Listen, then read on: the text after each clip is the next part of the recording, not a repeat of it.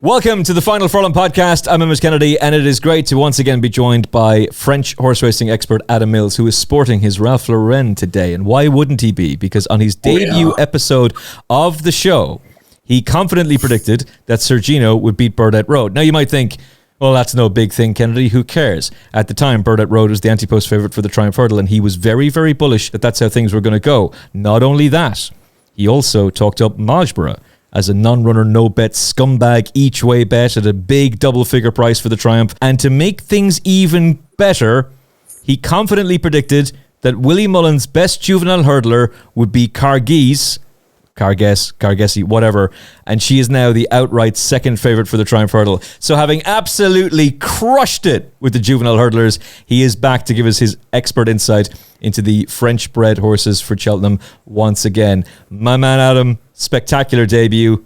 You must have been enjoying the last couple of weeks. It's been a good couple of weeks, yeah. When you watch French racing, the Triumph is everything. It can only go downhill from here, Emmett, really. You know, my first appearance is sort of like, there we go. That's the moment. In 5 years' time, when I haven't tipped a winner in all that time, you'll look back and think, well, at least he got the first year right. But no, that was, that's fantastic. I'll be quite, open and honest and say this Sunday night I sat down, looked at all my notes from the previous podcast and thought, yeah, that went pretty well. Everything's greened up. Can't lose on the Triumph. Everything's covered. Magnificent. Couldn't be happier. I normally get the Triumph Hurdle right, but those 2 weeks were just it was just one of those things when I sat down and looked at both those races and thought, this is how they're going to go, and it's happened.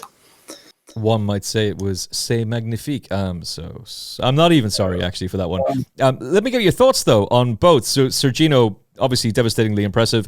Cargesi, I thought, was really good. You were making the point that she was very keen on her debut and she hadn't been keen in France. I thought that was a really fascinating piece of analysis, and obviously she settled much better for Danny. But how do you compare the two? Let's begin with Sergino. He was devastatingly impressive. He's now odds-on for the Triumph Hurdle, particularly after the Spring Juvenile. Mixed results in terms of we're in a great spot with Cargesi. I'm less so with Bunting, but more on that to come. But what did you make, first of all, of Sergino? He's just magnificent, really. There's no way of knocking him whatsoever. Got a good ride, settled. He jumped so much better than he did at Kempton. And at no point watching that race did I ever think Burdett Road was going to beat him. And what really impressed me is, as they're approaching the last, you think, okay, what's he going to find up the hill? And it's just like he went from second gear into third gear and it was over. Up the hill he went. He left Burdett Road behind. And let's not forget, at Christmas time, I had people telling me Burdett Road was the Triumph winner. We don't need to run the others. And he's kicked him out of the way. Now, I will have a little note of caution that what I would say is I don't think Burdett Road ran his race. He was on the wrong side of the track. I think on days like that at Cheltenham, it pays to be on the outside rail, closest to the main grandstand. If you look at the way Lossiemouth scooted up the hill, that ground looks the right place to be. So you could maybe make that excuse. But what I really use to draw that form line is Milan Tino, who is French horse trained by Noel George and Amanda Zetholm. I've got loads of time for Milan Tino. I think he's a wonderful horse for JP McManus. A couple of years' time, he'll be a top-level chaser. It's probably too slow to win a juvenile hurdle, but in November, I thought he beat Burdett Road, and Burdett Road kicked him out of the way. I think there were something like 7 lengths between him in November. You watch the race in January, there's a length between them at the line. Milan Tino is very consistent. He always runs his race. But I think you can say Burdett Road was probably 6 lengths worse than he was in November. Maybe it's the track. You also have to remember Burdett Road's had a flat campaign as well, so he's got less improvement to come. Will he beat Sergino again? Never. Never in a million years. I'd be surprised if Burdett Road even runs in the Triumph. I just don't think he's going to lay a glove on him. And I think Sergino was magnificent. But what I would say is Sergino looks incredibly sexy at the point he's pulling away from a horse who's not run to his best. But is he the right favourite for the Triumph? Absolutely. Would I lay him at even money? Definitely not. I think, if you ran that Triumph 10 times, he'd win more than 5 of them. On a brief, very, very brief side note, JP McManus having horses in training in France again. That's interesting for JP. A little bit worrying for perhaps the British and Irish trainers, though. Possibly. I just wonder if JP and Frank Berry and co are looking at the way that Willie is recruiting in France and really I'd say at the moment, French horses are dominating. The French breeding program is in a much better position than the Irish and British breeding programs in terms of the way they're producing young national hunt horses. And JP having horses in France, I think will be something that we'll see more of in terms of them expanding their network of connections over there. It's very noticeable that Willie Mullins has a team, and people think there's kind of spies in the camp. There's not. There's just good agents, good trainers, good sets of connections, good breeders who know when we get a good horse, we can talk to Willie Mullins and his team about buying it. And I think JP's team want to have a similar operation. I think it's also very significant. They've invested in Melantino, who's with Noel George and Amanda Zetholm. For those who don't know, Noel George is Tom George's son. They had a satellite yard in France and now got their own training license. They are the coming force in French racing. They are the up-and-comers. They are the trainers of Ile Francais. This is the yard that you want to put progressive young horses with. And it's no surprise to me that JP has gone that way now they've decided to go back to France. 2 or 3 years' time, I think you'll probably see quite a few JP McManus horses probably starting their careers in France in his colours. And then the better ones will end up coming across. But I would think most of them will probably go to Ireland rather than the UK. Yeah, because the conventional wisdom of the JP team in the past has been acquire these horses from France, move them to Nicky, John Joe Neal, whoever it is in the UK. That is then changed to now let's start giving them to Willie Mullins. He had Zenta last year, who obviously rewarded him with a Grade 1 win at Aintree. And now he's got them with actual French-based trainers as well. And I think the worrying thing about that is you've mentioned Ile Francais, who obviously they train as well. That's a British-owned horse. Cheltenham, sorry to mention again the traumatic announcement that the horse is apologies for triggering you straight away. But again, there's a British-owned horse who was going to go for the Stairs Hurdle. I'm sure he'll go for it next year. This wasn't happening for a while. And it's one thing for Gold Tweet to come over and win a Cleve Hurdle and then get lapped in a Stairs. It's another thing for serious, prominent owners of horses in national hunt racing to act in Britain and Ireland to actually leave them in training in France. It obviously worked brilliantly with First Gold and Barracuda back in the day with the Dumons, but it's been a long, long time since JP has done that. And when you then got Joe Chambers, Rich Ritchie's racing manager, saying, yeah, we're going to go for the Champion Hurdle with Lossiemouth, but not the one you think. We're going for the French Champion Hurdle, and making the argument, why are more people not going for that, considering the prize money that's on offer? Like, he makes a very good point there. The prize money in France is worth an absolute fortune. I think Paul Nicholls' prize money last year, I'm willing to be corrected on this, 3.5 million for being British champion trainer. The French champion trainer was over 7 million.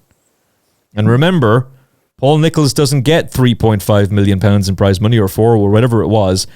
He gets 10% of that. So it's 350,000. Yeah, well, this is a good point I was going to make later, but we can make it now. Lots of people have said to me, Ile Francais, why isn't he going for the Turners? He'd win it anyway, and you'd still have time to go for the Grand Steeplechase de Paris.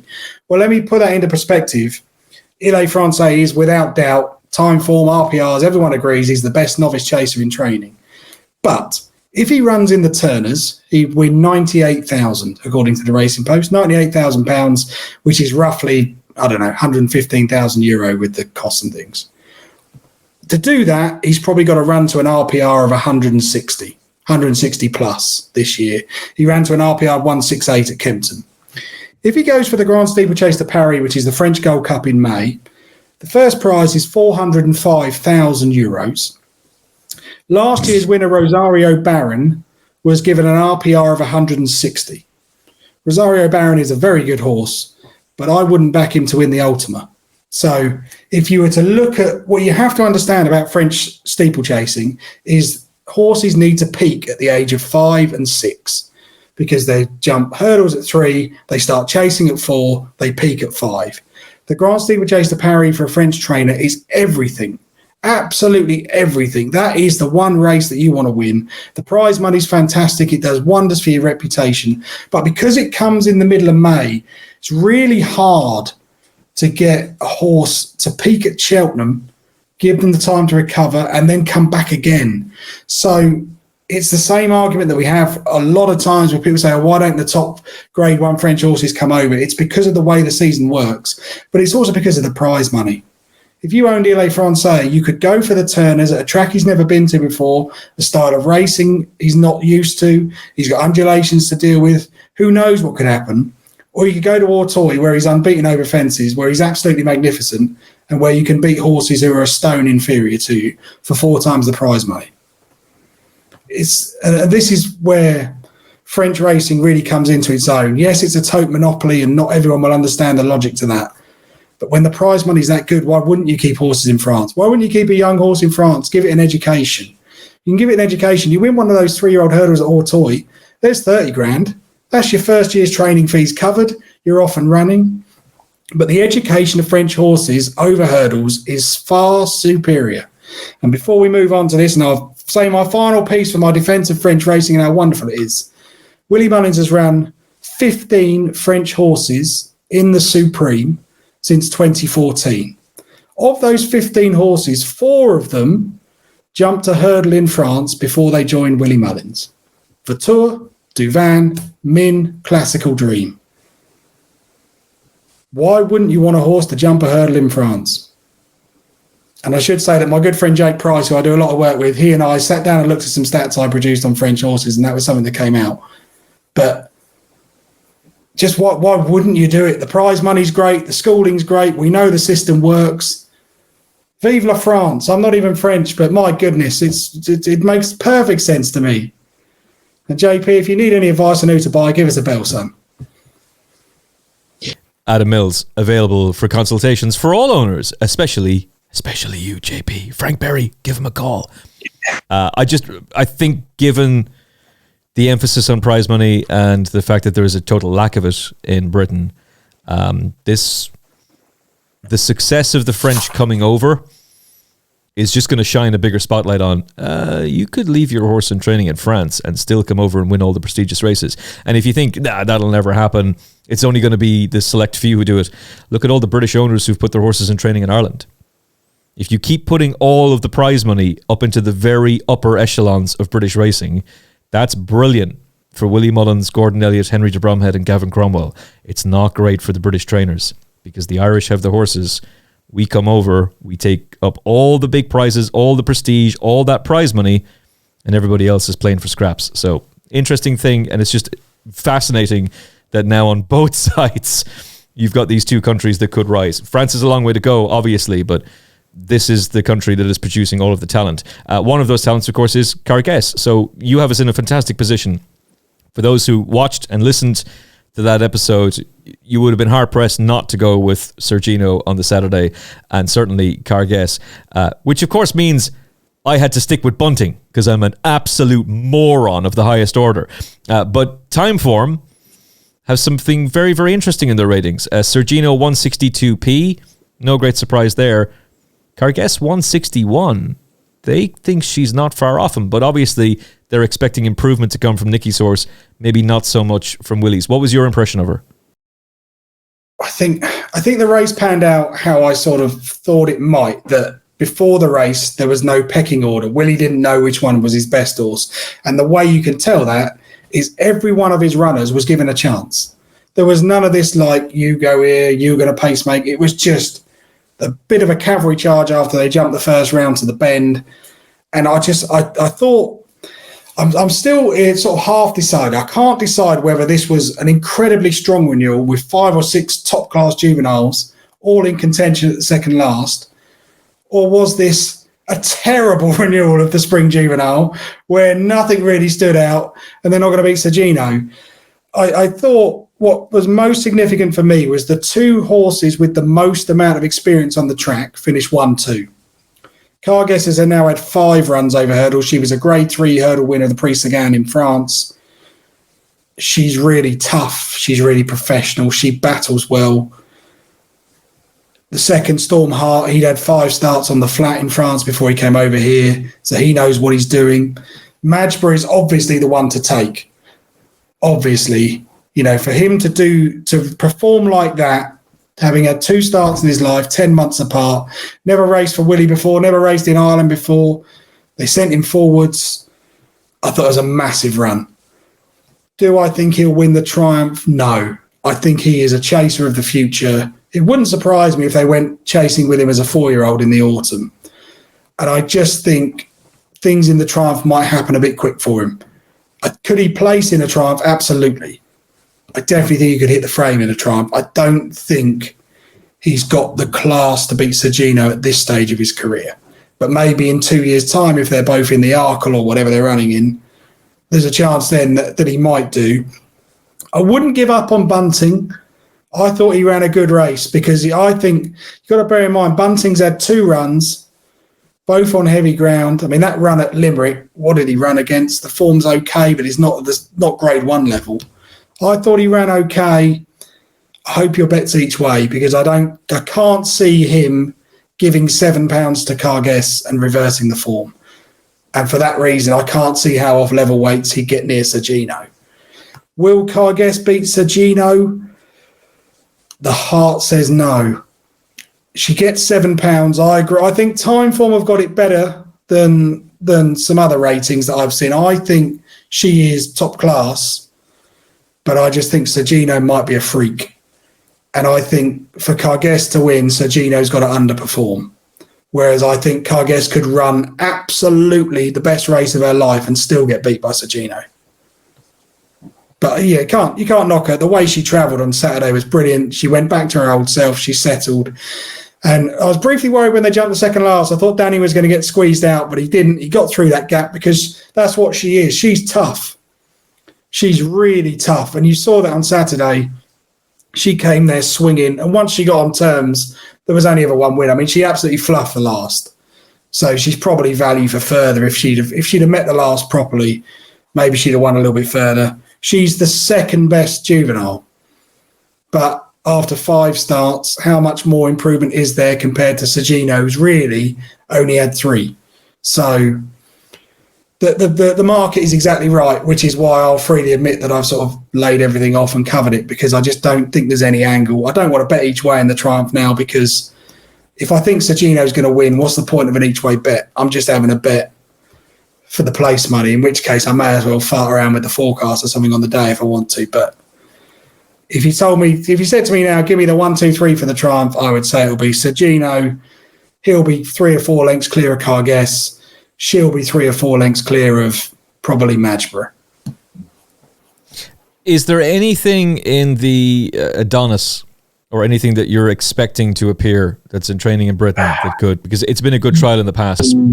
It has. So Caliph de Burle would be the obvious one for Paul Nicholls, but they've already made point he's a Gold Cup winner of the future. Yeah. So heaven forbid we win a hurdle race with him. Jesus Christ. So no. Well, hold on now. Hold on. Let's correct the record there. They can win a hurdle race at Aintree, but you couldn't possibly do it at Cheltenham. My God, man, have you lost your mind? I know, right? It's it's just bizarre because, of course, winning the Triumph Hurdle really put Tiger Roll's career peaked. Maybe that's a bad example, actually, because he did have a couple of years where he got beat on the all-weather at Dundalk and a few others. But he was in the wilderness there for a little bit. But to be fair, this is also what Paul is saying about Caldwell Potter. Now, he has just switched yards, but that didn't stop. It didn't work out for Envoy Len, but he was still sent off favourite when switched. Quilixios did okay. He won the Triumph Hurdle after being switched from Gordon to Henry. And Sir Gerard, worked out okay for him as well. But Caldwell Potter, probably not going to Cheltenham off to Aintree instead. Let's think about, if we think about the Adonis, so I'd imagine Caliph de Burle will go there. There's one I really like called Captain Marvellous. It's trained by Jane Williams. He won a juvenile hurdle at Kempton back in the autumn. Sort of all been forgotten now. I don't think they've got the Triumph particularly in mind, but I'd imagine he'll go for the Adonis. I think he's a nice horse. Actually, I mean, if you wanted to have like a ridiculously stupid British juvenile hurdler to look out for, there is a horse for Paul Nicholls called Liari, who has done very little wrong. The problem really for Liari, unfortunately, is he's winning British juvenile hurdles. And as Burdett Road proved at the weekend, winning a British juvenile hurdle doesn't necessarily mean anything as we get towards the business end of the season. So Liari is a big lad. He's by Cracksman. He won at Wincanton. He won at Aintree in December, and I thought that would finish him because that was the day at Aintree where barely anything finished the race. They really should have abandoned the meeting, but they plowed on. He's got a lot of scope. He's a big lad. He won at Musselburgh at the weekend. I mean, the Scottish Triumph Hurdle is not a Triumph Hurdle trial, in my opinion. But could I see Liari going to Aintree maybe and popping up? Yeah, he might do if the Irish weren't there or the Irish first string weren't there. But in reality, other than Sergino, will there be a British horse in the first 6? I don't think so. I can't see anything that makes me think Willie will either win the race or he'll have the 2nd, 3rd, 4th, 5th and 6th. That's the way it's going to kind of fit. And the only angle into the market is guessing where Sergino will finish, in my opinion. I was on a call with Nicky Henderson today, my close personal friend, Clying name drop. The one horse for Cheltenham that he sounded genuinely bullish about wasn't Constitution Hill, it was Sergino. Surprisingly bullish about him. And why wouldn't you be? Look, he's the odds-on favourite, but so is Constitution Hill. It's not, by the way, not that he was sounding lukewarm about the horse who can only run once before the Cheltenham Festival, but he just sounded very, very bullish about Sergino, and why wouldn't he? Let's move on to the Thursday at Cheltenham, and what was last year the Jack de Bromhead Mares Novice Hurdle, and the horse who you want to talk about. Now, I have no idea what context you're going to talk about this horse in, but I'm presuming in a very positive one, because in my humble opinion, she's going to win this race. And then that's the reason why Lossiemouth will be going for the Champion Hurdle next year. Not just because the Mullins team think they can beat Constitution Hill next year, but because they will be winning it for years to come with Jade de Grugy, the monster Jade de Grugy. What have you made of her 2 starts for Willie Mullins so far? And why were you so impressed with her, and why is she on the list? She's just magnificent. Is she not? I don't understand why this horse isn't even money favourite for the Mares Novice Hurdle. She's just supreme. I mean, she was on my radar before she'd even run for Willie, because her dam's a half sister to Sire de Grugy, who is probably my favourite champion chaser. I loved his attitude.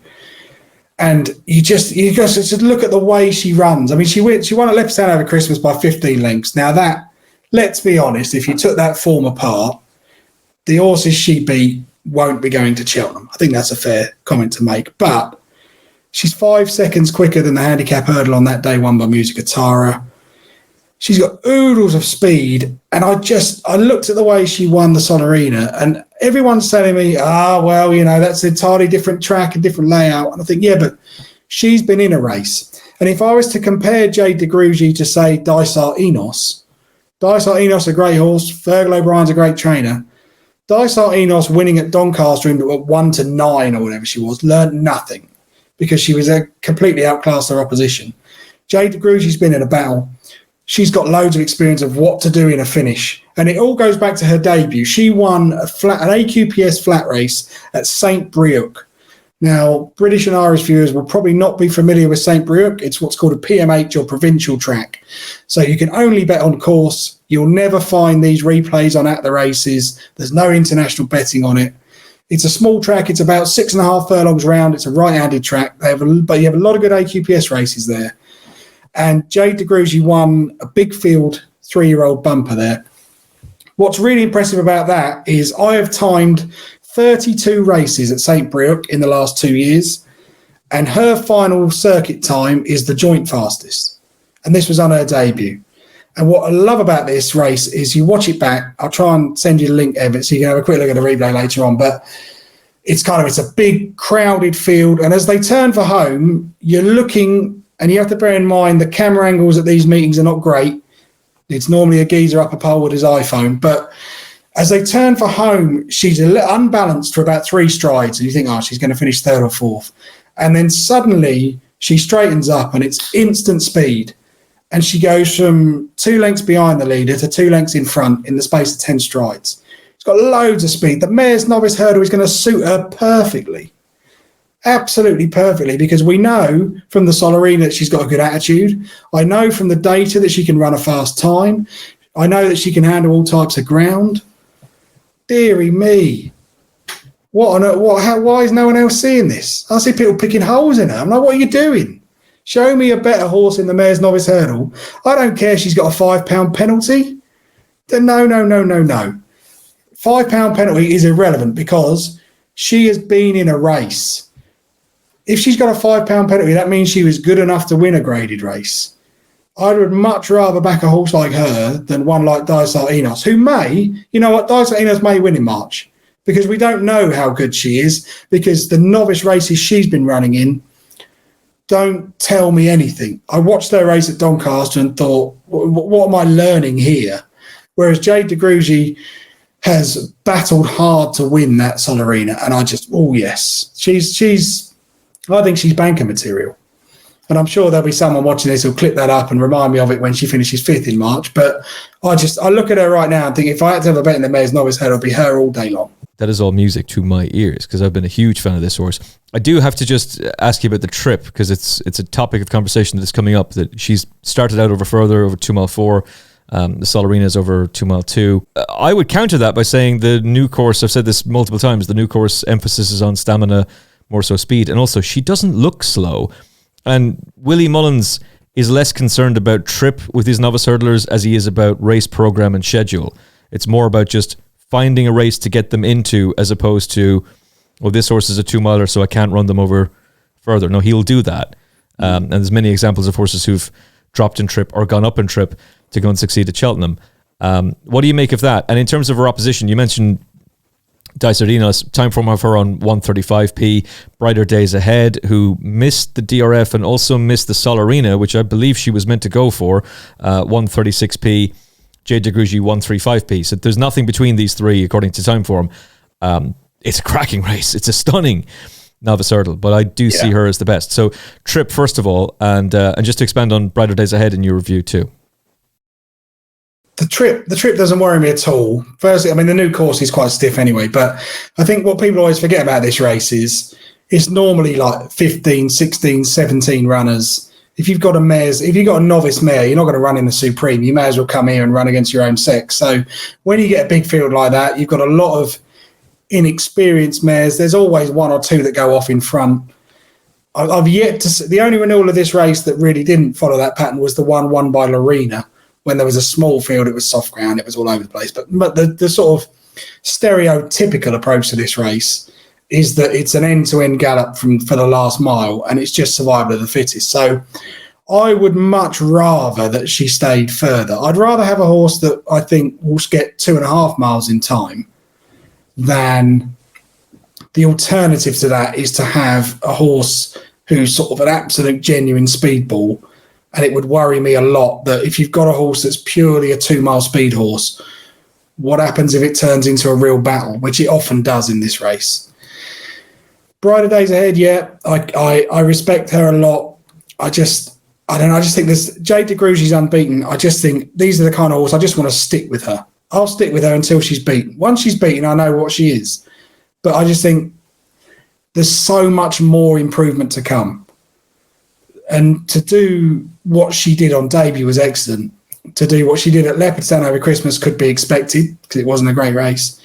She's won the Solarina. She's with Willie Mullins. She's French. I can't. I think she should be favourite. And Brighter Days Ahead missing the DRF starts to sort of think. I just think, wouldn't you want, if you're going to send a filly into this race, wouldn't you want to give them as much experience of proper racing as possible? It does tend to be a race that kind of, it's a bit rough and tumble. It wouldn't surprise me if there are 4 or 5 of them in line as they jump the last. I'd rather have the battle experience on my side. Ideally, I'd love to have, I wouldn't mind if Jade de Grugy had another run, if she was going down the back of 3 over hurdles rather than 2, but Willie knows what he's doing. I can't oppose her. I won't oppose her. Whether I'll top up again, I'm not sure, but I see lots of nice fillies. There was a really nice one at Taunton yesterday, who looks like she's going to Mayor's Novice Head. I forget her name, but they're nice horses. But Jade de Grugy could be anything. She could be a 160 mare. She could be the next Honeysuckle. I just think she's so good. So good so soon. And people are talking about, people often make the mistake of thinking, she won a grade 3, she's got a £5 penalty. How much more improvement will she find? I'm like, she only had 2 starts over hurdles. Give the girl a break, If she continues to improve on an upward curve, how many more will be able to go with her? Not many. She should be favourite for the race. That's all I can say. I don't understand why she's not even money. She's one of my best bets at Cheltenham. So this is just music to my ears, and half tempted to go back in again.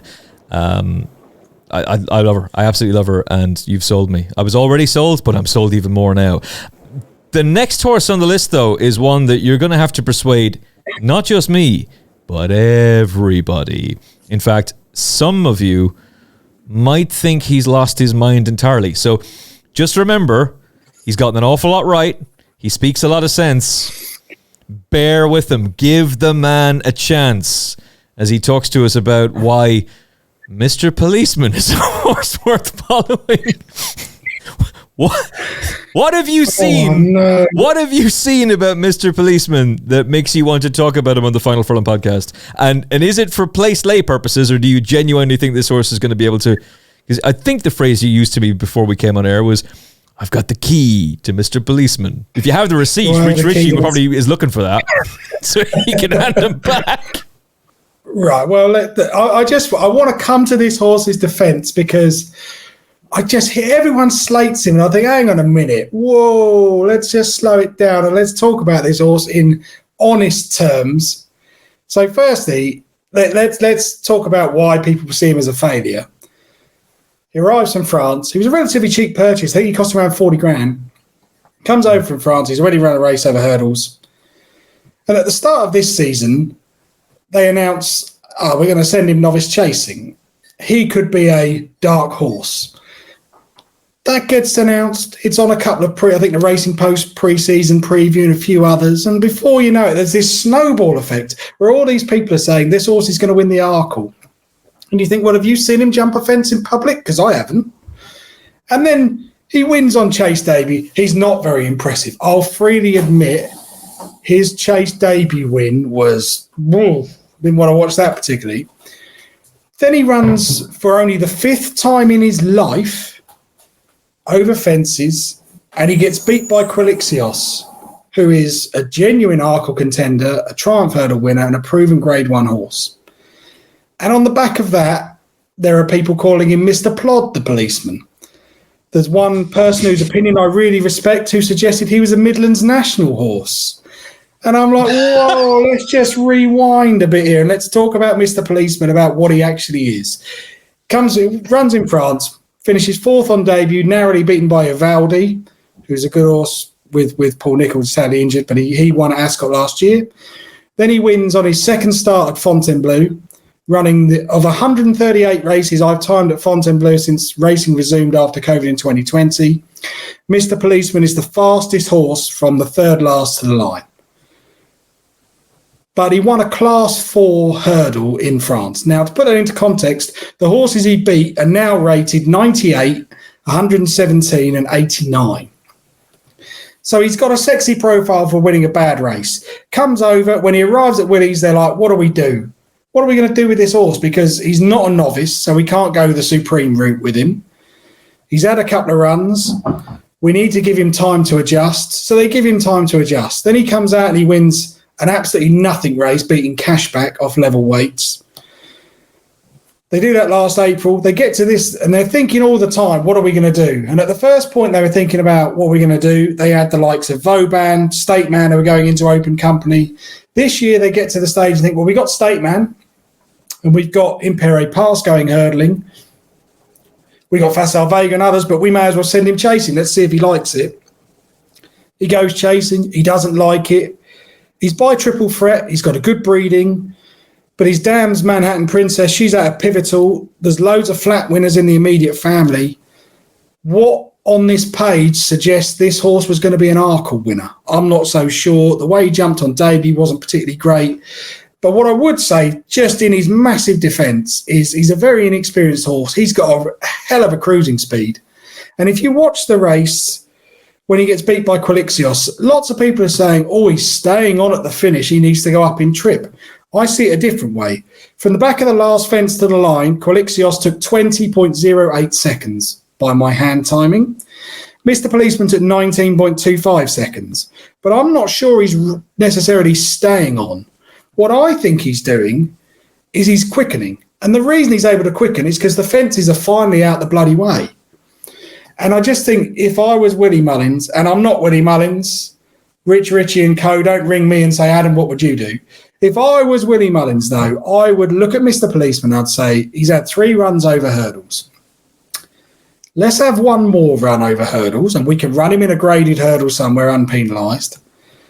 That then gives us the 4 runs, and we'll get a handicap mark. It's too late for Cheltenham. It's just too late. You can't take a horse who's been chasing and hated it and expect just to land him in a county hurdle. So whilst he is in the county hurdle betting, I don't think that's ever going to be the plan. But on good ground, when he can use his speed and when he's got a handicap mark, this is the kind of horse who's going to pop up in a handicap hurdle at Fairyhouse or Aintree or Punchestown. And he's going to be a much bigger price than he should be over hurdles if they go that route, because everyone will associate him with this myth that he was once going to be the Arkle winner. There is loads of speed there. He's always looked a pretty sound jumper to me, really slick over his hurdles. I'm just waiting. And if they finally realise at Close Sutton he's not a chaser, but let's not give up and let's try the hurdles route, there's a big field handicap hurdle on good ground somewhere that he's going to bolt up in.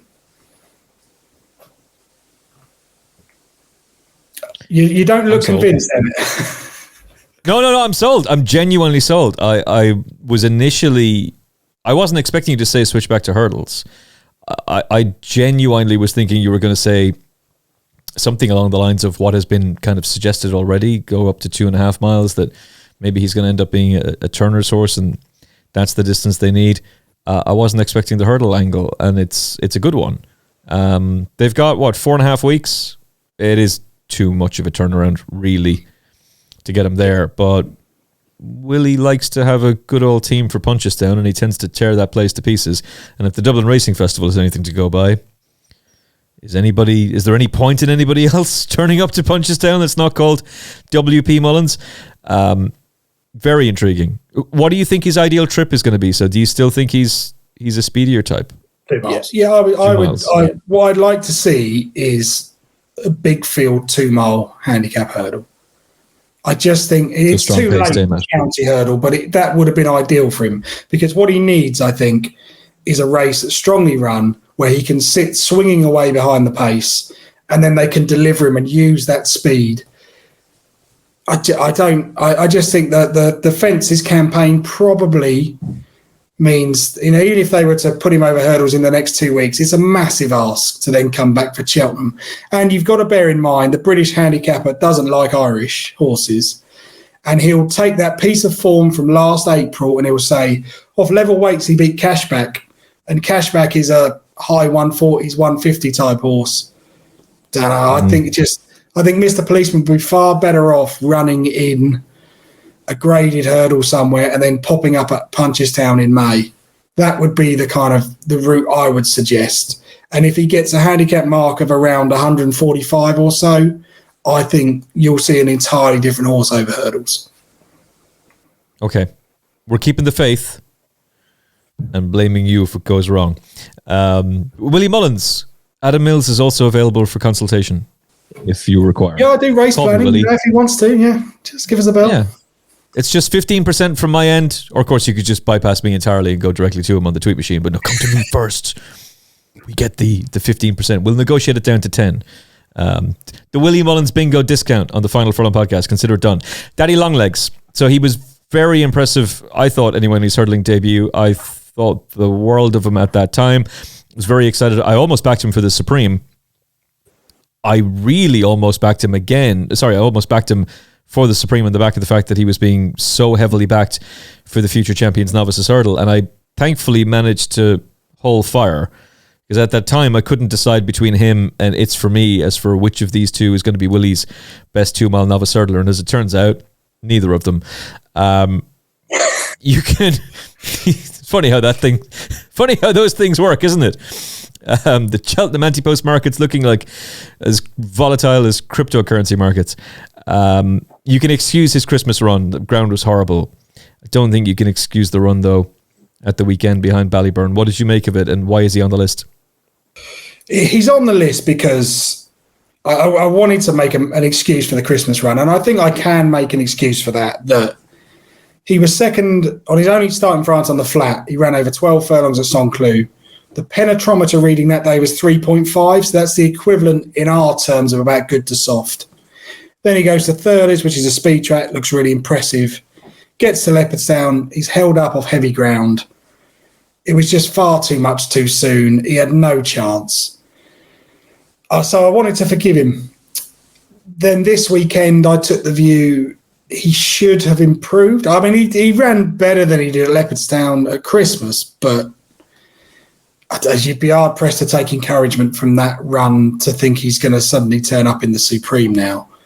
It looked to me like he was ridden in a way that they weren't sure what he was going to do. I don't think there were lots of vibes beforehand of like, I think Ruby said he's been underestimated. A few other people said, forget that Christmas run. Look at what he did on debut. Great. But I felt the way that he was ridden at the weekend suggested they weren't entirely sure at what stage he was at. He hurdled better. He kept on without really exciting me. What do they do now? He's had 3 runs over hurdles. In the old days, they might have chucked him in the county, but they need a 4th run now. It's far too late to give him a 4th run. I don't know. I'm really not sure what they do with him. He's by Almanzor. His dam was a listed winner on the flat. There's lots of speed. It wouldn't surprise me if Willie said, why don't we give him a flat campaign? Still a maiden on the flat. So maybe he goes into that kind of mould that they give him a little bit of a break, give him a couple of runs when the flat turf season pans out, and think about something like Royal Ascot or Galway. I'm not sure.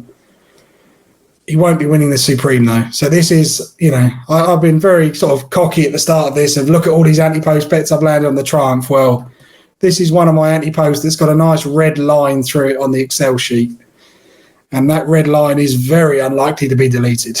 Can't imagine it. Been on a line through Cletus Poulaw. He's buried him on debut, and obviously Cletus Poulaw was very impressive in a maiden hurdle himself. But in between that, the 13 lengths that Daddy Longlegs beat him by was usurped by Ballyburn beating him by 29. So he'd have a little bit to do to get to his level. He would have been fascinating for the county if it hadn't been for the Stateman rule, for sure. But he could be another one for a Punchestown handicap. I wouldn't give up on him. I wouldn't give up on him at all. I don't think it was a fluke on debut, but he is a horse who comes into things with questions to answer. Another way. So we've seen him twice now. And he's another contender for William Mullins Bingo. He made his debut behind No Flies on Him. I love that horse. And I'm really, certainly with what Ballyburn did at the weekend, very pleased that he didn't take him on. It wouldn't be an Edward O'Grady thing to do to go from a maiden into a grade 1 on just his second start. So he's going to Punchestown for, I think it's a grade 3. It might be a grade 2. Apologies off the top of my head. I don't quite remember that. No Flies on Him, by the way, he won the same point-to-point that Captain Teague and Fernie Hollow won, but he won it in a quicker time than both. And he beat Django Bay. And on that same day, Django Bay comes out and wins the grade 1 Formby Novice Hurdle. By the time this podcast goes out, he will either be about to run or will have run again at a smaller track, and hopefully will have gone on to win again. So I think this No Flies on Him is a serious operator and could still be underestimated for the Supreme. Much to my chagrin, Tom Siegel put him up. I have massive respect for Tom Siegel, and I'm a huge fan of him, and he's one of the nicest men in racing too. But why'd you have to go and do it, Tom? He was 33-1 and no one was talking about him, and then you come along and he's 16s. Damn it. So look, let's see how he gets on his next start at Punchestown. But Another Way was well held by him. He's since come out and won, though, impressively himself. So he's franked No Flies on Him's form too, which is why I've gone off on that little bit of a tangent. Half-brother to Concertista. Of course, the owners had great success with it, Cheltenham. I don't even have to ask you why he's on the list. He's fascinating. On his breeding, he's fascinating. Half-brother to Concertista, everything points there. And if you look at the family, there's quite a good sort of mix of stamina. There's Folomoys who sort of say 12 furlongs, but there's a bit of speed. There's some 7 furlong horses in there.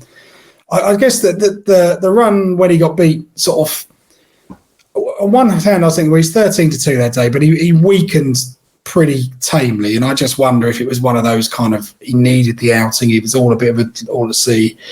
I guess the question Another Way is, what he won at Punchestown was good in terms of he was 7 seconds faster than the handicap hurdle over the same course and distance. So that looks good. Did he beat much? We'll find out. I'd be surprised. But I just wonder how much more improvement is there. He's 1 from 6 on the flat in France.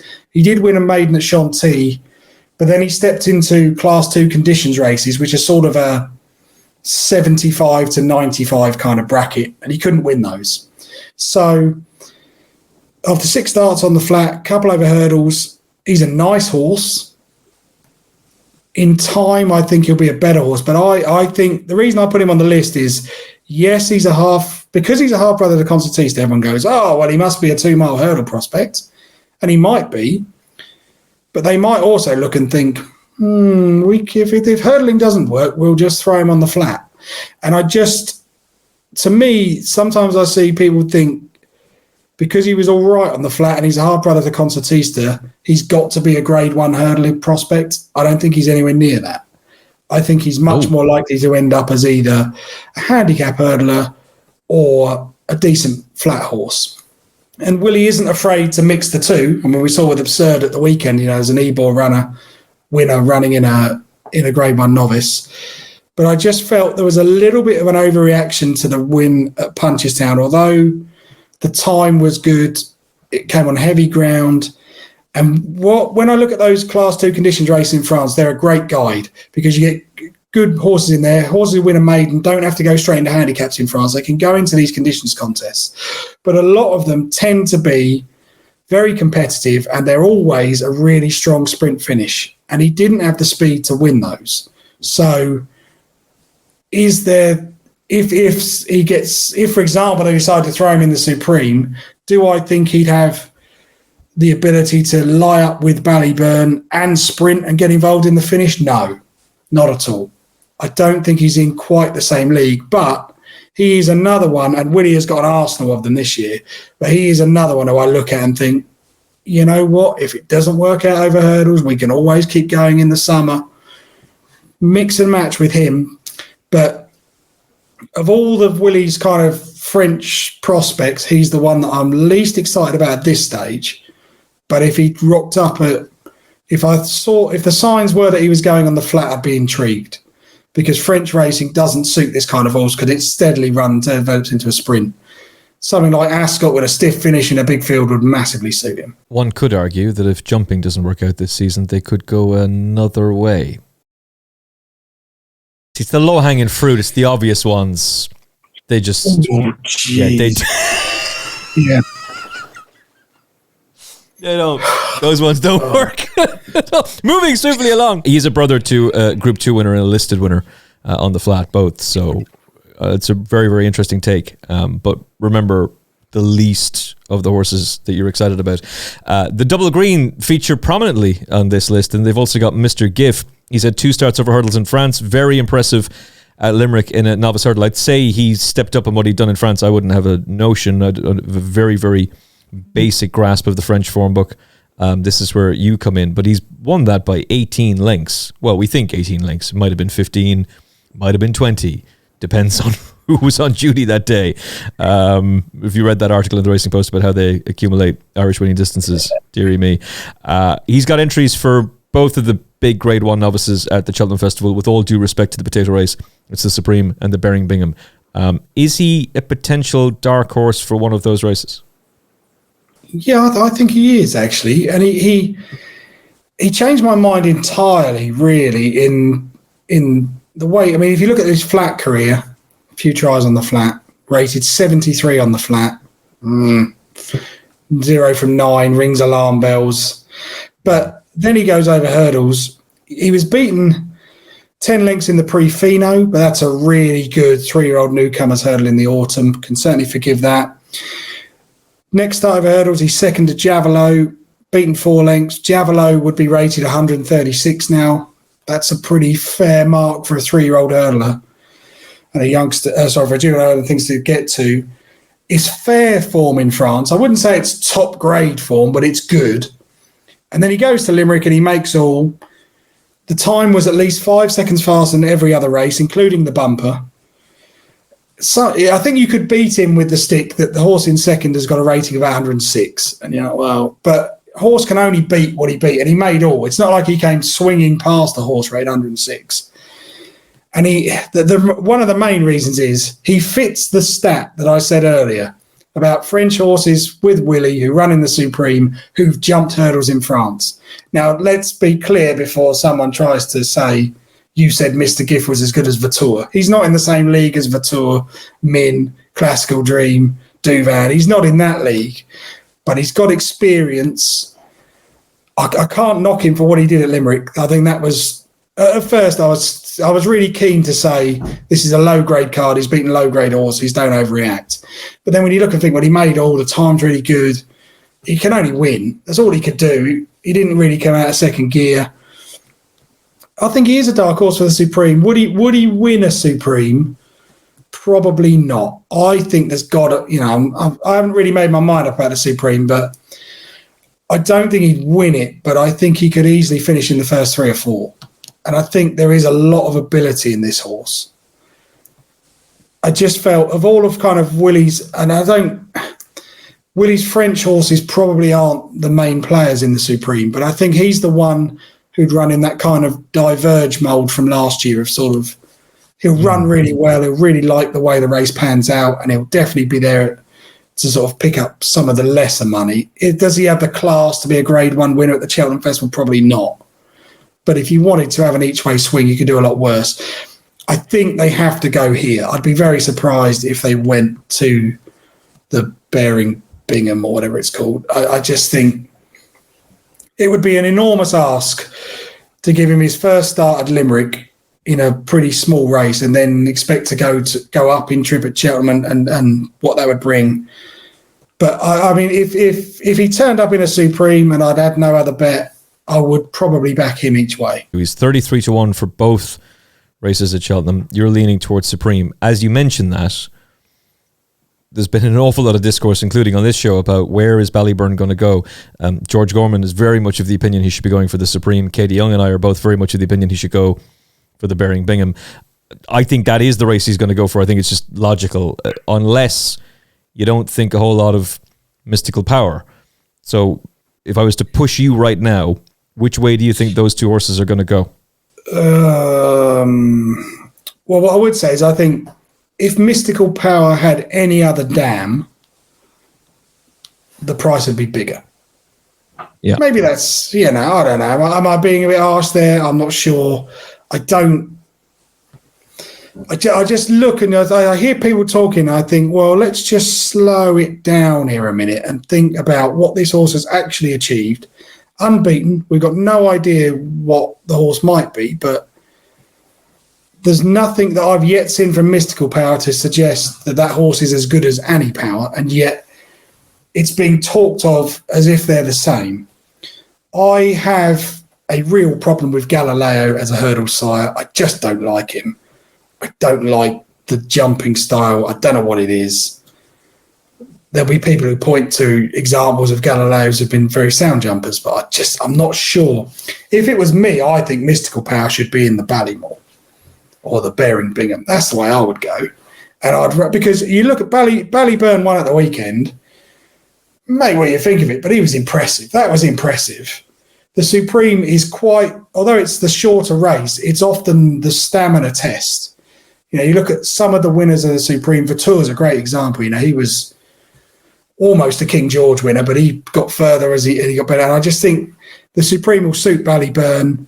And if you think you can win the Supreme with Ballyburn, why would you run Mystical Power there? Why wouldn't you look at Mystical Power and think, buy Galileo, buy Annie Power, should have a decent cruising speed, should have a bit of stamina, we'll pick up the Bearing Bingham. I mean, what I would say is I'm an outsider looking in, because if they're not French, I don't really care.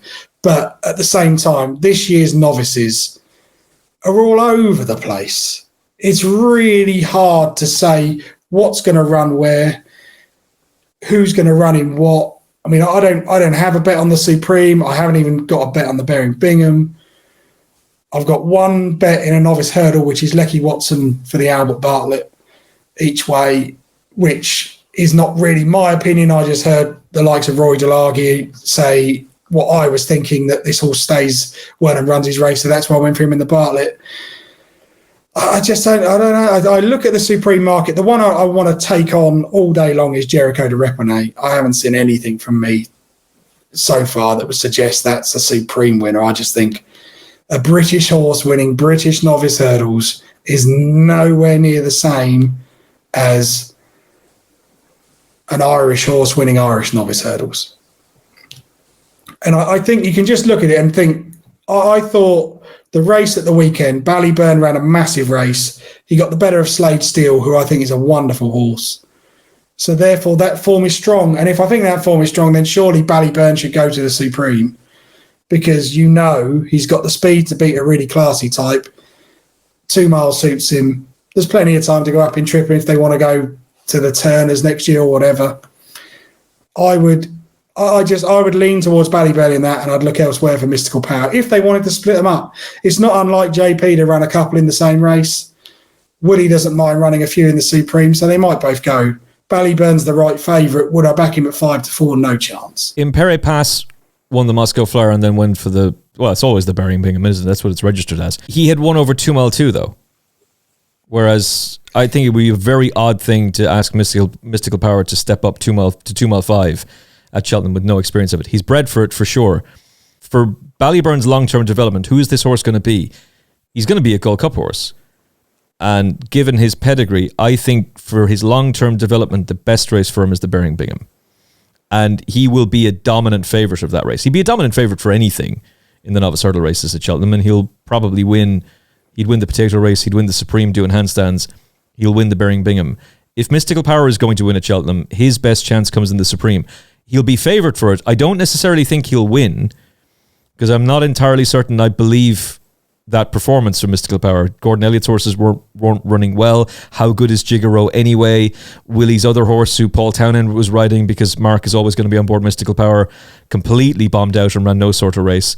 But I can't tell you that race means nothing in form and then say, in fact, the file's going to crush everything in the Turners, when his race completely fell apart and won. I can't be a hypocrite. Well, I can be, but I'm not going to be in this particular moment. He could go for either. I have absolutely no insight. I have no idea as to which one. And even if I was being told from someone in the yard, it's Willie's going to decide. And he's going to decide pretty late in the day. If they both stay sound, I would be inclined to think that they will be split. Ballyburn going the longer trip, Mystical Power going Supreme. But you think differently, George thinks differently, and I respect both of you greatly. And I am very much biased on this, because I've backed Ballyburn for this and I haven't backed him for the Supreme. So I could be horribly wrong. Now we're getting to the crux of the matter here, that you've actually backed him and you're trying to persuade Willie that the Ballymore is the better race. Mate, there is absolutely no way that Willie Mullins is sitting in Close Sutton going, geez, I wonder what Emmett thinks about this.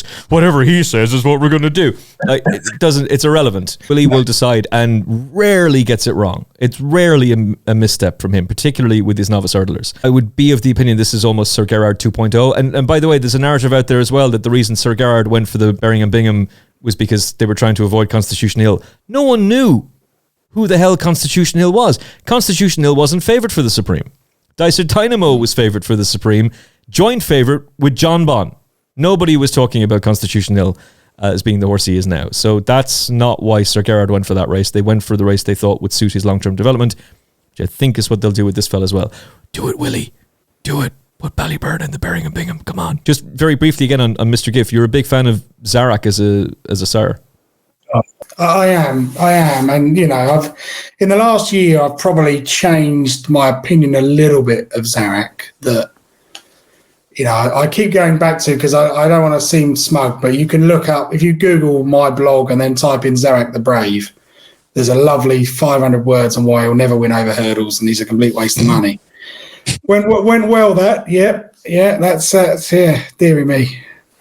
Whenever I'm feeling too cocky, I read that back to myself, and it brings me right back down to, you don't know what you're talking about, Mills. Keep quiet. But I am a big fan of Zarak. They seem to run through walls, and they're just so. I think that the thing with Zarak is when he first started as a sire, he probably didn't get the mares he deserved. That's how I actually refer to my wife, that when I first started, I didn't get the women I deserved, and it took me a while to find the right one. But No, Oh my God, you saved yourself. Oh my God, No, you saved no. I had no idea where you were going with that. I thought divorce papers are about to be filed. He's going to be sleeping on couches. Well done. That was a good. She knows. She refers to herself sometimes as the upgrade. So it's that kind of. But that's what I mean with Zarek. Is it's sort of. Actually, he was judged in his first couple of seasons based on the mares he was sent. There was some AQPS and bits and pieces. Then the last few years, it's just got better and better. And if you watch the horses he has on the flat in France, they all stay well. They all seem to settle well. And it's just, he's the coming force. He and Caracar are the two sires that in a few years' time, you'll see there will be eventually a champion hurdler by Zarek. There'll be a champion chase winner by Caracar. They're just the new generation that are filling some of the French ranks. But whenever I see a Zarek now, I just massively upgrade them. I just think this is a sire who's really going places. And I think Willie's kind of cottoning on to that as well. There's a few Zareks that have started to head that way. And, you have to look at, I watched Zarek the Brave win the other day and just thought, although he wasn't the greatest horse on the flat in France, he looks a different animal over hurdles. Completely different, so professional. He might actually, if he ran in the champion hurdle, he would probably finish third. So there's lots to like. And that's why I look at the likes of Mr. Giff and others and just think that this kind of French breeding approach is a good one. By the way, when Ballyburn bolts up in the Supreme, I will feel like how you feel when you read that blog about Zarek the Brave. I'm fascinated by the psychology of betting and the psychology of racing, because every jockey will ride more losers than winners. Every trainer will train more losers than winners, and every bettor will back more losers than winners. There has to be a psychological impact to that. It's a funny game in that regard. Jimmy DeSoy is a horse that I wanted to talk about, but I'm fascinated to hear your opinion on this horse. I was really disappointed with this fella when he was beaten on debut for Willie Mullins. First of all, who the hell is that 7-foot jockey riding the winner? And secondly, how the hell did the horse who got beaten in a Hunter Chase come along and suddenly improve to go and win a maiden hurdle for Willie Mullins? Well, the form with Asian Master looks pretty damn good now, to be fair.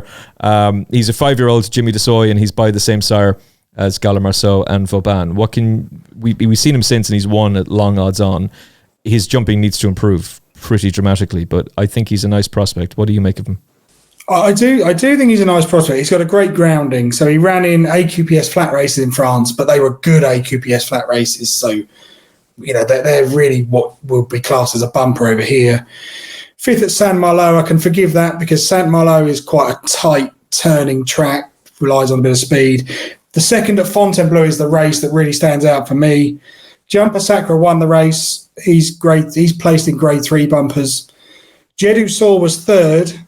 On his next start, he was 3rd in what is effectively the French champion bumper, the big grade 1 AQPS at Fontainebleau. Jit Langui was 4th. He's now with Willie Mullins. That form really stacks up. The Clonmel race is good. It was the best furlong average of the day. It was truly run. He was certainly quicker than Kida Bourbon, who ran the Munster Hurdle on the day. I guess the final circuit was slower, though, and I think it was quite a stamina-sapping performance. I think with Jimmy DeSoy, you're looking at a horse who's going to stay well. But I have a reservation, and that's when you start to look at some of the family, they peak pretty early, and there's quite a bit of regression in there.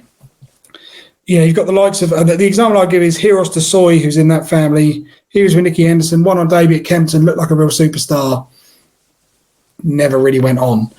With Jimmy DeSoy, I guess I'd be looking for, I want to see him do it somewhere other than Clonmel on heavy ground in January before I'd be massively excited. But I can't pull it. His French form's great. He's got experience. Those AQPS races are good because they do get racing. They teach them stamina. They teach them the battle. Is he a Cheltenham winner? Probably not. I don't think he's in that kind of class, but I could see him in time, if he progresses, developing into a nice novice chaser and then eventually a decent handicapper. Well, that's him taken out of my tracker until next year. We'll leave him in for now, but the idea of him winning anything at Cheltenham had already fallen by the wayside, but it's really fallen by the wayside now. Super Sunday. No, they haven't just lost their minds and decided to put Jessica Harrington's horse back in training. There's another Super Sunday, spelt just slightly differently, but not a whole lot. 5-year-old by Authorized, sire of dual Grand National winner Tiger Roll, and obviously a sire that Willie Mullins has had great success with. I Am Maximus winning the Irish Grand National, Echoes and Rain and Nichols Canyon being absolute stars for him. He's been bought by the Roaring Water Syndicate. They've had a lot of success with Willie Mullins and bought some shrewd horses over the years. Yeah, they know their stuff. So what is it that drew them to this fella, and what has drawn you to him? Well, firstly, you may not be. His name is spelled SuperSundae. So it's Super Sunday rather than Super Sunday with an A. But he's actually a half brother to Super Sunday, just to confuse the matter and make it nice and difficult for us to separate the two. He's by Authorized. He was trained by the Paco Yard. Finished 7th in the Pre-Wild Monarch in 2022. The Pre-Wild Monarch last year was won by Sergino. That's a brilliant race. Bit fragile because he then missed pretty much a year, came back at Compiègne in April 2023, travelled really well, had the stand side rail. He probably should have won, but he didn't, but he finished second, still a novice. The form is really good. The winner won next time. The third was Lombron, who's now a Willie Mullins. The fourth has won a race. He's rated 116. The fifth is rated 116. The ninth has won 2 races, rated 115. The horse in 10th has won 3 races. He's rated 117. And a horse who pulled up has won 2 as well. That form's really good. He's got a supreme entry. He's had a couple of sort of entries and not appeared.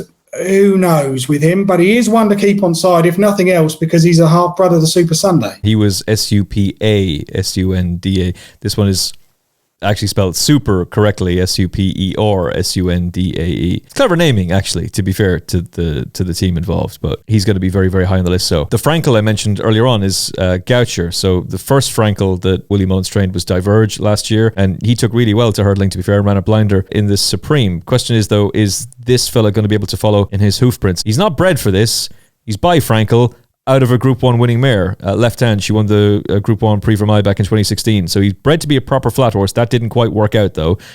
He's owned by people who've had a lot of success with Willie Mullins, Mrs. Rose Boyd and Mrs. Marie J. Armstrong. They've had Cheltenham Festival success in the Martin Pipe with Kilolta Vic back in the day. He hasn't run since October 2022, but this isn't anything unusual for Willie Mullins. He often takes ex-French horses and gives them plenty of time to strengthen up. What is the appeal in your mind for him? Well, I think you've got to look at what he achieved on the flat, and I think that also explains the break, that he had 9 starts on the flat, quite a busy campaign. Obviously, with this pedigree, he's a Frankel, as you said. He's out of a Group 1 winner. It's a Frankel-Dubawi cross. You know, when he was bred, no one was thinking he might win a novice hurdle in a few years' time. But here he is, 2 from 9 on the flat for Carlos Lafont-Parias. Pretty steady horse. I'm fairly sure he'll see out the 2 miles, no problems. His last appearance was a Class 1 conditions race at Paris-Longchamp. He achieved a French rating of 41 kilos on the flat, which is roughly 90. So he's a decent flat horse by any means. The second was Valiabad. The third was Lantaris. They're sort of mid-80s horses. It's a good yardstick. He cost 260,000. I don't like Galileo's over hurdles, so I'm not entirely in love with Frankel's either. But he does fit into that kind of diverge mould. He's got some entries this weekend. If he ran well and won on debut over hurdles, it wouldn't surprise me if they thought, sod it, let's just throw him in the Supreme and see what he does. Because although he's not experienced over hurdles, he's very experienced on the flat. And the Supreme does sometimes play to horses who've just got experience of any kind. And I just think it wouldn't surprise me if they could get him to win a maiden hurdle first time out, they may as well have a go. What else are they going to do? If he's had entries, it assumes he's ready to race. Therefore, why not? You know, he's a 90 rated flat horse going hurdling. That if you sort of, whatever allowance you make, that would suggest he might be capable of running eventually in sort of between 140, 150 as a hurdler. Is he going to go chasing? I'd be very surprised. So he's probably the type that they might mix and match with. The difficulty, I guess, for them is because he's been off the track for a while and he had the big price tag, they may as well try hurdling. Because you can try hurdling now. If he doesn't take to it, you're just getting him ready for the flat season. That would be the angle they'd look at it. I can't really knock him on the flat. He wasn't top class, but he was certainly better than most flat horses who try hurdling. Would I back him at even money in his maiden hurdle debut, which is probably the price he'll be? No, I think I'd watch him because he's not bred for it, but he's got size. He had a bit of scope. The time off doesn't worry me. If you wanted to have an absolutely outrageous bet for the Supreme, you could probably back him, non-runner, no bet, because he'll either win his maiden hurdle and go there, or he won't win his maiden hurdle and they won't run him at all. But I think he's another one that sort of they should be able to mix and match with. And I think that's the plan from what I can sort of read between the lines of the way they're campaigning him. We'll try hurdles. If it don't work, we'll go back to the flat. But he's got ability, 90 rated flat horse. There's that. If he took to hurdling, could he run into the first 5 in a Supreme? Maybe. He's not going to win it, because if he was going to win it, they'd have sent him hurdling by now. Diverge went to the Supreme on the back of just 2 runs, but he had made his debut at the Leopardstown Christmas meeting, and he was pretty well beaten there, and then exploded into life and absolutely bolted up. So it's slightly different for this guy, and also going to the Supreme on the back of just 1 run. Horses have done it, but it doesn't work out well for win purposes. He could be a fascinating each-way play, though, in the race. And as you kind of alluded to earlier on, the Supreme is just a bit of a nightmare to get your head around. They all are. All the novice hurdles are. The last one is arguably the most fascinating horse, at least for this week anyway, but arguably the most fascinating horse of all of them. Castel de Motte, who's set to make his debut for Willie Mullins in the Betfair Hurdle this weekend, and he's already favoured for it. He's a 4-1 shot, and yet another for the double green of Munir and Suede. So no prizes for guessing why he's on the list, given the profile, but what do you expect to see from him on his hurdling debut for Willie Mullins this weekend? Plenty of experience, though, in France. Loads of experience in France. Really good form. And if you look at the form book in pure form, it will say he won a hurdle race at Compiègne and he beat a subsequent Grade 1 winner, which he did. He beat Amy de Kiff by 7 lengths. Amy de Kiff went on to win the Grade 1 Prix Maurice Gilloise. But you need to watch that Prix Maurice Gilloise to understand that the first 2 in the betting, both unseated, the race completely fell apart on heavy ground with rain falling, and Amy de Kiff picked up the pieces. So it's not as straightforward as thinking he's hammered a Grade 1 winner, so he's thrown in. But he's a very good horse. He won a handicapper hurdle at Auteuil in June. Giving weight away, he beat horses who were rated 118 and 123. So he certainly ran to the mark he's got, which is 133. But what makes this horse fascinating is he had entries in Ireland. And the Irish handicapper went mark of 139. But in the UK, he's running off a mark of 133. And the reason he's doing that is because since 2022, the BHA handicapper has applied a simple rule to French marks. We take the French mark in kilos and we times it by 2, and that's the mark you get. His French mark is 66.5 kilos, so his BHA mark is 133. He had an entry in the Betfair Hurdle when the entries were first published. At that stage, he was 12-1. When he didn't rock up at the DRF, he's just been steadily backed, and he's being backed like they think he's got loads in hand. I'm not so sure I don't think he's got a stone in hand. And if he has, Willie Mullins has obviously found improvement, because his French form would suggest he's a mid to high 130s horse. But he's being backed like defeat is out the question, really. And this has been a consistent stream. Now, there's a fly in the ointment, which the Racing Post published today, that said, if the weather's really bad, they won't be able to get him over on the boat. And that's going to play havoc with the Ante-Post markets. But who knows? You can't do anything about the weather. His breeding's quite good. And there is a snow and ice warning for Ireland as well. There is, and it's, let's see. If he doesn't turn up, he doesn't turn up. But what's fascinating about the way, and my understanding of this BHA rule is, if he doesn't run in Ireland, he will always have a British mark of 133 until he runs, because they have no choice but to use their system of converting the French mark. I personally think he's probably got about 5 to 7 pounds in hand based on his French form. Therefore, if Willie Mullins has found any improvement,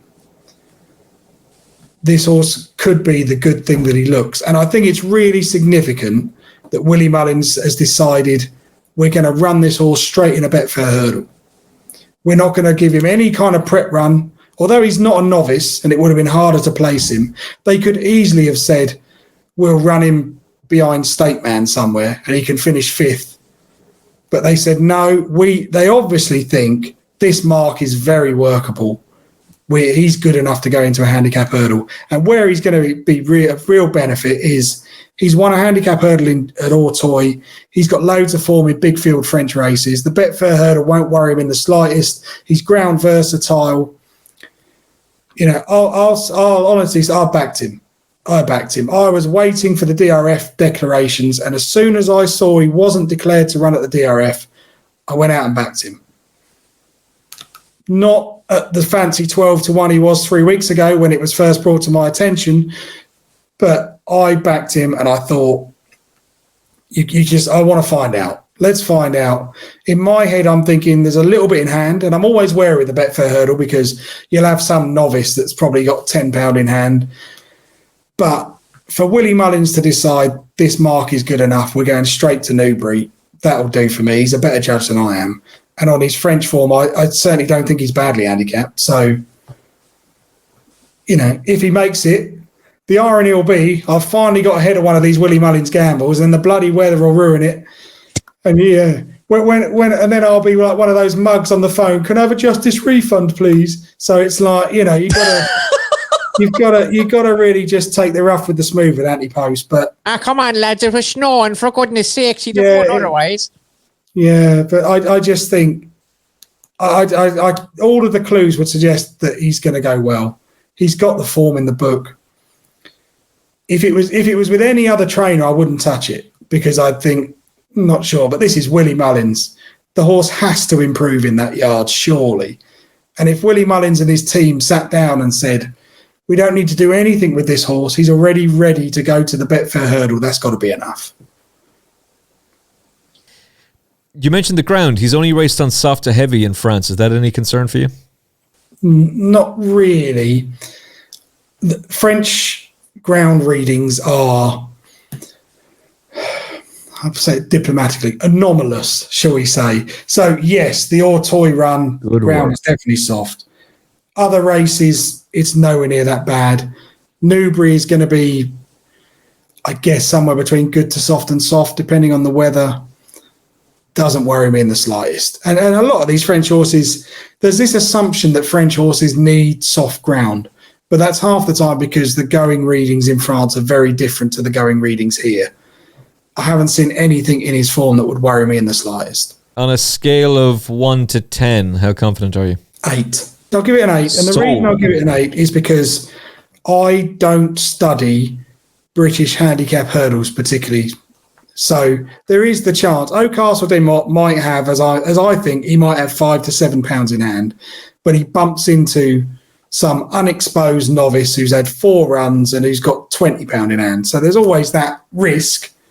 But I just think when I looked at those at the head of the market, I thought we know least about what this horse will do. So I'd be if he gets here, I'll be stunned if he's not in the first 4. Sir Gino, Cargeese, can Adam Mills do it again? I think he can, which is why I'll be following him in blindly with this horse for the Betfair Hurdle over the weekend, assuming that he actually is on the boat and makes his way over. Borrow one of Aidan's planes. I'm sure Aidan's not using it at the moment. It'd be grand. The Coolmore boys will sort you out. They've got shares in Mystical Power. It'll all be grand. Castle de Mott's for the Betfair Hurdle. Of all the horses we've talked about with a view to the Cheltenham Festival, you can't say Jade de Grugy because she's nap material. So Jade de Grugy aside, who is going in for the double? Who is the other one you're really intrigued by? Sir Gino is the obvious one. I think Sir Gino will win the Triumph.